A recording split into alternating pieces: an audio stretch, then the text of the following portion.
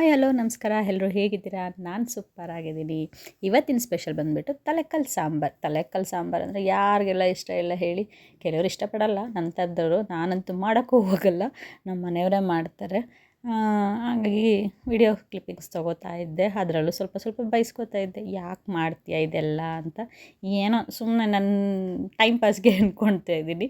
ಸುಮ್ಮನೆ ಅದನ್ನೇನು ನಾನೇನು ಪ್ರೊಫೆಷ್ನಲಾಗಿ ತೊಗೊಂಡೇನು ಮಾಡ್ತಿಲ್ಲ, ಸುಮ್ಮನೆ ಮಾಡ್ತಾಯಿದ್ದೀನಿ. ನೋಡಿ ಇವಾಗ ಆಲ್ಮೋಸ್ಟ್ 1.5 kg ಇತ್ತು ತಲೆಕಲ್ಲು. ಅರಿಶಿನ ಉಪ್ಪು ಹಾಕಿಬಿಟ್ಟು ತೊಳ್ಕೊಡ್ತಾ ಇದ್ದಾರೆ. ತಲೆಕಾಲು ಕ್ಲೀನ್ ಮಾಡ್ಕೊಂಡಿದ್ದಾದಮೇಲೆ ತಲೆ ಸಪ್ರೇಟು ಕಾಲು ಸಪ್ರೇಟ್ ಮಾಡ್ಕೊತಾ ಇದ್ದೀನಿ. ಯಾಕೆ ಅಂತ ಹೇಳಿದ್ರೆ ಕಾಲು ಸ್ವಲ್ಪ ಬೇಯೋದು ಲೇಟು, ಸೊ ಅದಕ್ಕೋಸ್ಕರ ಮುಂಚೆನೇ 4 ವಿಷಲ್ನ ಹಾಕಿಸ್ಕೊತಾ ಇದ್ದೀನಿ.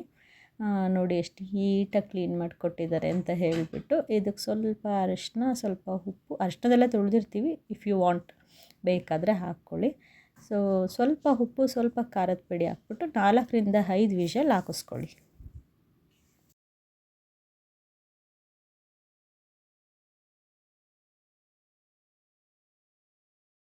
ಒಂದೂವರೆ kg ತಲೆಕಾಲಿಗೆ 2 ಇಂಚಷ್ಟು ಶುಂಠಿನ ಹಾಕೋತಾ ಇದ್ದೀನಿ. ಫಸ್ಟು ಎಲ್ಲನೂ ಬಿಸಿ ಮಾಡ್ಕೊತೀನಿ ಈ ಥರ. 2 ಈರುಳ್ಳಿ, ಆಮೇಲೆ 1 kg ಮಟನ್ಗೆ 1 ಕೈ ಮುಷ್ಟಿಯಷ್ಟು ಬೆಳ್ಳುಳ್ಳಿ. ಸೊ ಅದ್ರ ಪ್ರಕಾರ ಬೆಳ್ಳುಳ್ಳಿಯನ್ನು ಹಾಕ್ಕೊಳ್ಳಿ. ಇದು ಬಿಸಿ ಮಾಡ್ಕೊಂಡಿದ್ದ ತಕ್ಷಣ ಹಾಗೇ ಜಾರಿಗೆ 2 ಸ್ಪೂನ್ ಖಾರದ ಪುಡಿ, 1 ಟೊಮೊಟೊ, ಹಾಗೆ ಬಿಸಿ ಮಾಡ್ಕೊಂಡಿರೋಂತಹ ಫ್ರೈ ಮಾಡ್ಕೊಂಡಿರೋಂತಹ ಈರುಳ್ಳಿ, ಬೆಳ್ಳುಳ್ಳಿ, ಶುಂಠಿ, ಗಸಗಸೆ, ಹಾಗೆ ಜೀರಿಗೆ. ಸ್ವಲ್ಪ ಜೀರಿಗೆನೇ ಇದರಲ್ಲಿ ತುಂಬ ಟೇಸ್ಟ್ ಕೊಡೋದು.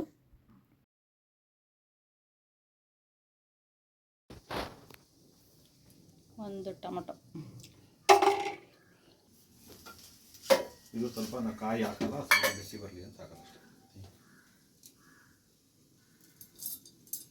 ಕಾಯಿ ಹಾಕಲ್ಲ,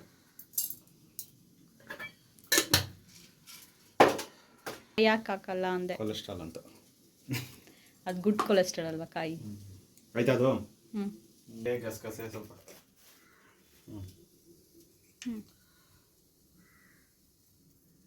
ಒಂದು ಅರ್ಧ ಸ್ಪೂನ್,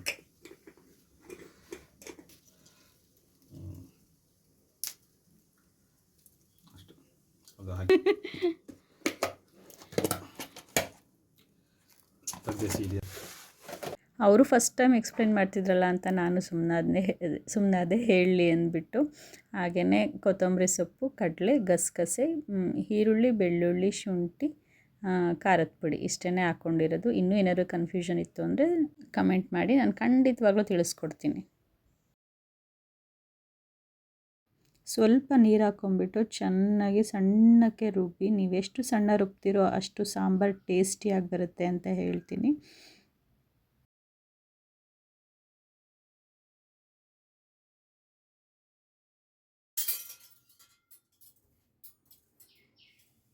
ಮನೆಯಲ್ಲೇ ಮಾಡಿರುವಂತಹ ಬೆಣ್ಣೆ.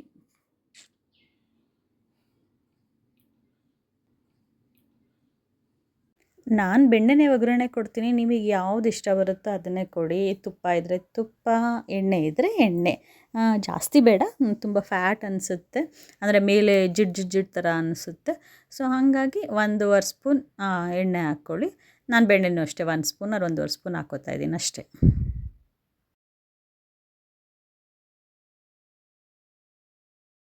ಕುಕ್ಕರ್ ಬಿಸಿ ಆದಮೇಲೆ ಬೆಣ್ಣೆ ಹಾಕ್ಕೊಳ್ಳಿ. ಬೆಣ್ಣೆ ಹಾಕ್ಕೊಂಡಾದ್ಮೇಲೆ ಈ ಥರ ತಲೆ ಹಾಕೋತಾ ಇದ್ದೀನಿ. ನಾನು ಕಾಲನ್ನ ಬೇಯಿಸ್ಕೊಂಡಿರೋದು ಇನ್ನೂ ಹಾಕಿಲ್ಲ, ಸ್ವಲ್ಪ ಇದು ಚೆನ್ನಾಗಿ ಫ್ರೈ ಆಗಲಿ ಅಂತ ಹೇಳಿಬಿಟ್ಟು. ಬ್ರೈನ್ ಕೂಡ ಅಷ್ಟೇ ಲಾಸ್ಟಿಗೆ ಹಾಕ್ಕೊಳ್ಳಿ. ಲಾಸ್ಟ್ ಮೀನ್ಸ್ ಎಲ್ಲ ಫುಲ್ ಸಾಂಬಾರು ರೆಡಿ ಆದಮೇಲೆ ಬ್ರೈನ್ನ ಹಾಗೆ ನಿಧಾನಕ್ಕೆ ಹಾಕ್ಕೊಳ್ಳಿ. ಫಸ್ಟೇ ಬೇಯಿಸ್ಕೊತೀವಿ.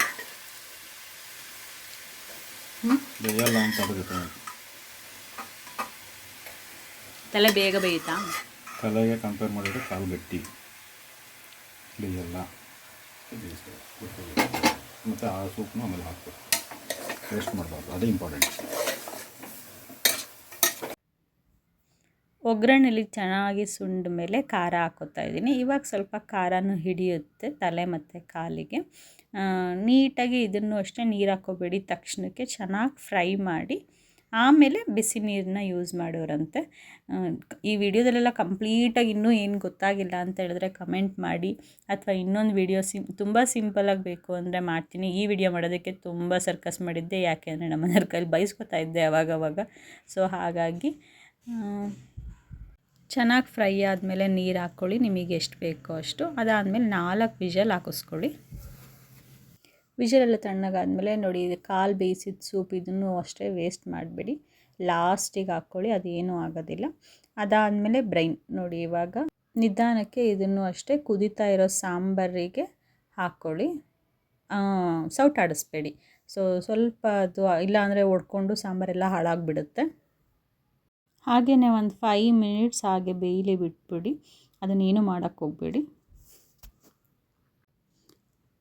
ನೋಡಿ ಎಷ್ಟು ನೀಟಾಗಿ ಬೇಯ್ತಾ ಇದೆ. ಸೊ ಇದು ಬೆಂದಾದಮೇಲೆ ಲಾಸ್ಟಿಗೆ ಕೊತ್ತಂಬರಿ ಸೊಪ್ಪು ಹಾಕ್ಬಿಟ್ಟು, ಅದ್ರ ಫ್ಲೇವರ್ ಚೆನ್ನಾಗಿರುತ್ತೆ. ಸೊ ಲಾಸ್ಟಿಗೆ ಕೊತ್ತಂಬರಿ ಸೊಪ್ಪು ಹಾಕ್ಬಿಟ್ಟು ಸರ್ವ್ ಮಾಡಿ, ಅಷ್ಟೇ. ತುಂಬಾ ಟೇಸ್ಟಿಯಾಗಿತ್ತು. ಒಮ್ಮೆ ಈ ಥರ ಟ್ರೈ ಮಾಡಿ ನೋಡಿ. ನಿಮ್ಗೆ ಏನಾದರೂ ಗೊತ್ತಾಗಲಿಲ್ಲ ಅಂದರೆ ಕಮೆಂಟ್ ಮಾಡಿ, ನಾನು ಇನ್ನೊಮ್ಮೆ ವಿಡಿಯೋ ಮಾಡಿಕೊಡ್ತೀನಿ.